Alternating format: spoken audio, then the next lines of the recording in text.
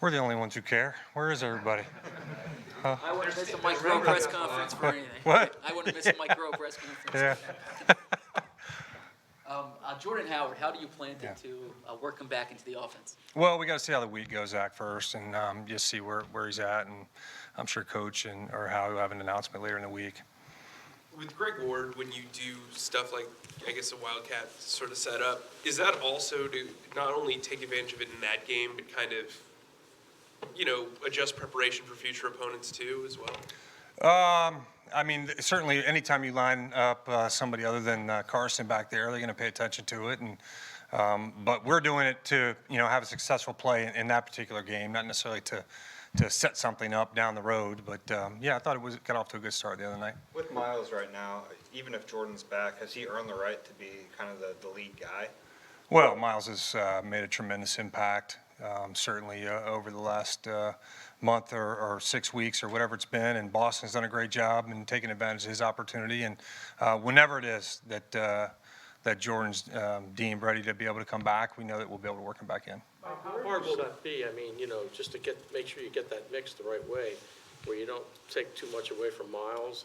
Yeah, I mean, we feel good about all those guys. So we're prepared to use whoever's available, and we'll continue to do that, mix our personnel groups, and try to get a bunch of guys involved in the game and have a bunch of guys with different roles that can contribute to the game. Mike, where have you seen the most growth from Miles from the beginning of the season to now? Well, I think Miles has grown in so many areas. It'd be hard to just single out just one, but certainly he's been able to handle everything that we've given to him. He's approached it like a true veteran throughout the course of the season, and you can see he's getting the results.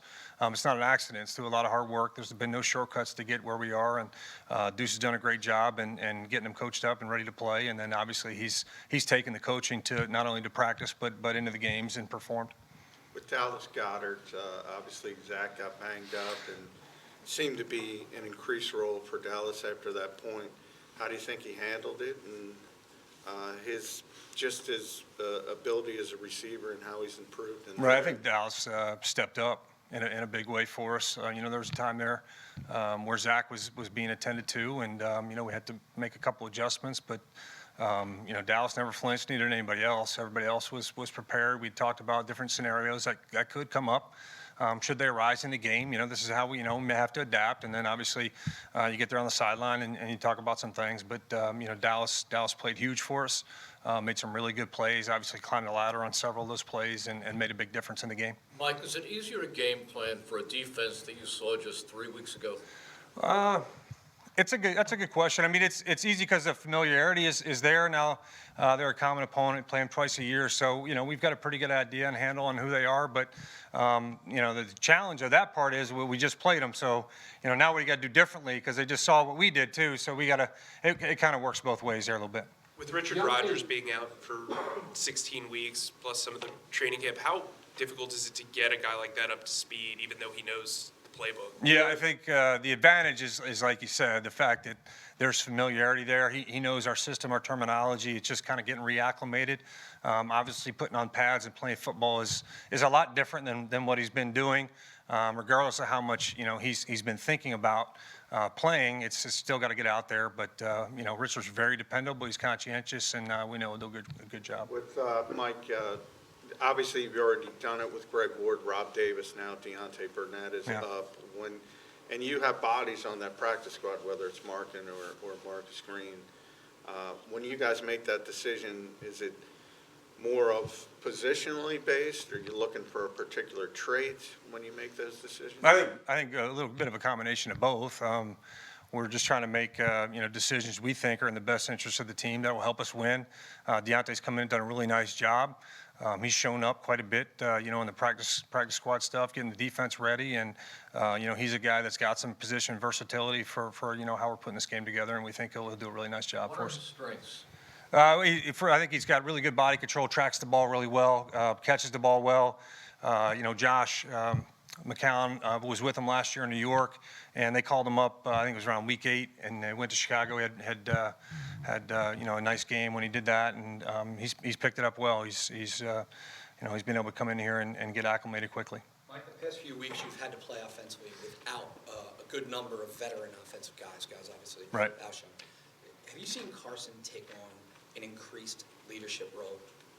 I think Carson has just really just kind of been consistent in his leadership, and certainly his performance has been terrific. The last 6 weeks or 4 weeks or whatever it's been, he's played at extremely high level, and guys are feeding off of it. But he's not the only one. I mean, offensive line is doing a great job. They're taking care of him. There's a bunch of guys that are making plays. They're giving opportunities to get the ball in their hand. They're making plays. They're making guys miss out in space and creating on their own, which has made a big difference too.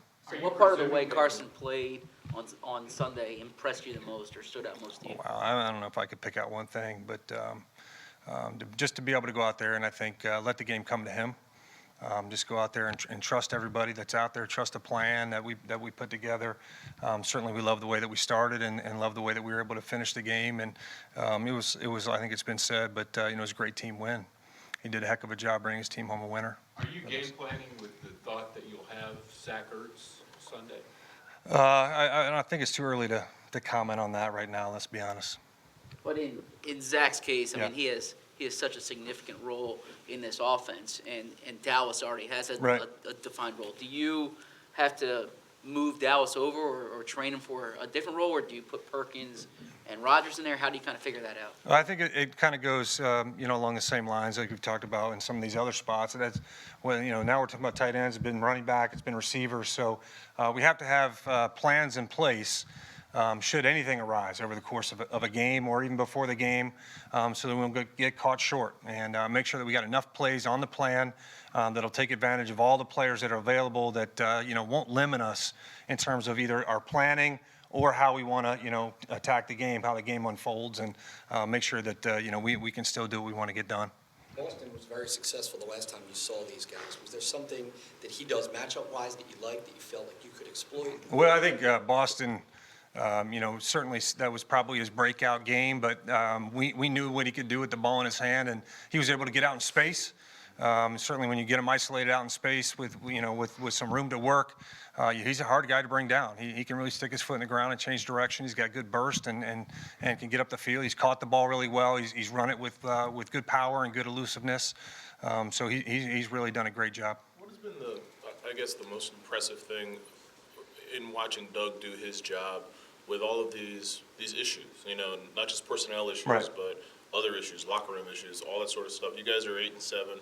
You have a chance to go to the playoffs, and even 3 weeks ago, it looked like all the other stuff was going to overwhelm you. What's been your impression of Doug this year? Well, I think first and foremost, his leadership of the team and the way that he's directed the team. He's the same guy every day. And I think, players feed off that. Certainly the coaches and everybody in the organization can feed off that direction. If you're speaking to, just how he's managed the different personnels and the adjustments that come up over the course of a game or a week in game planning, this isn't just paint by numbers every week in terms of putting these plans together to get the guys in the right spots. And so, how we're getting them lined up, the formations that are called, the plays, being able to adjust on the fly in the middle of a game when a guy goes out is very underrated, and just shows, how good of a play caller that he really is. How's Jason Peters played since coming back from the injury? I think Jason's done a really good job. I mean, really good. His leadership's been terrific. His legs look a lot different this year than they did last year. He's got his legs under him again, and we're lucky to have Jason for sure over there on the left side. So we expect him to continue to play at a high level. Mike, when you have this short window with the same opponent, you go back to the first game when you're game planning. Do you have that in your mind, that we're going to be playing this team again really quickly? In terms of trying to save something, or is exactly. that what you mean? Yeah. No, we just try to win the game, do whatever we got to do to win that game, and then we'll attack the next game in whatever manner. There's things that change with them. They have injuries. They make adjustments. Things that might have been prevalent before the first game maybe don't show up quite as much, or something that showed up a little now is something that's more prominent. So those are all things that you got to go back and really kind of start over. We certainly don't just take the other game plan and say, okay, let's just use all these same plays again. So there's a lot of planning that goes into it, and we don't take anything for granted from that standpoint. Hey, since you've been here, you guys haven't lost much in December. What is it about this team late in the season, do you think? Well, I think there's a competitive toughness and resiliency about this group. that is very admirable. And these guys trust the process, they trust one another, and they certainly can perform. When the games and the stakes are at the highest, and they don't flinch, regardless of the circumstances. Whether it's what the score is at halftime or not, or when the games are played. I think they rise to the occasion. They love the competition, and we'll be ready when we get up there on Sunday at 4:30. Yep. Thank you guys.